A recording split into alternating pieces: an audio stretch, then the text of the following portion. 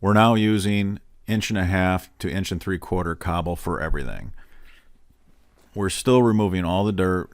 I don't care how you go about ditching or getting that dirt out of your trench. Make sure that you remove all the dirt. One thing with quad packs, you're going to use a lot less stone. You do need more pipe. That is the one thing that you have to be aware. If you go ahead and measure your trench, times it by 4. I mean, that's what you're going to need. The pipe is light. There's no labor really to speak of. And we are finding easier ways of installing the high octane. We're learning so much about this pipe. As you know, this pipe hasn't even been around a year yet at this time that we're making this video.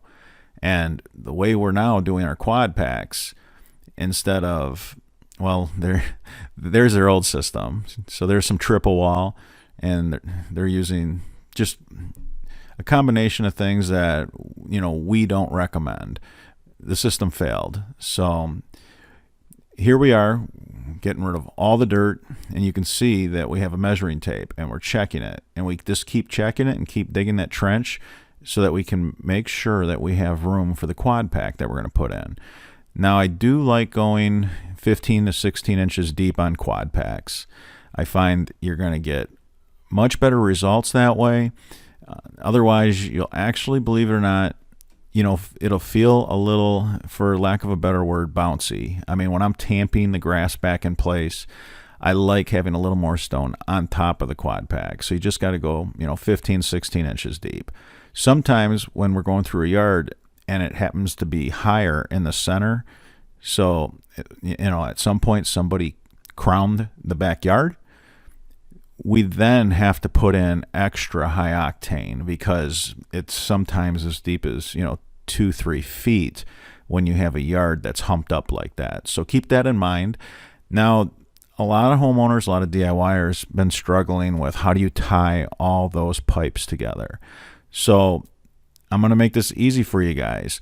You just put an end plug in the high octane. You only need one of them. And it's got to be a bottom pipe, of course, because you want all the water to empty out of your trench. But you take the bottom pipe, and if you're taking it to a ditch, obviously you don't put an end plug in that one. That one actually daylights. Or if you're going to a storm drain, you do a core tap and hook it up. But you only hook up the bottom one. All the other high octane runs, all of them that are laying on top of the, we'll refer to that one as the main, or the feeder pipe, if you will. You can just lay all the other runs with just the Baughman tile end plug. The high octane has so much inlet, you can see right through the pipe. It's like looking through a screen door. The water just moves right through it. It creates larger void, creates more void than stone, so that's why we're using it this way. We love it.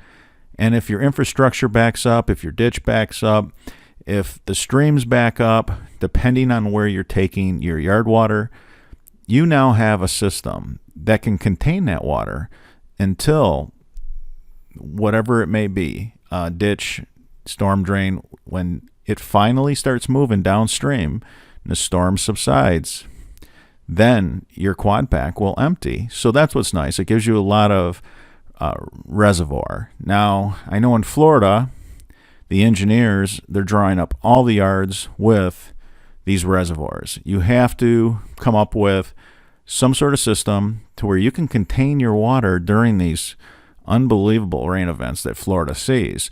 They'll actually get storms that they measure the rain in feet. So we've had a lot of people in Florida have a lot of success with our quad packs, and they're very happy with the performance of their yard drain.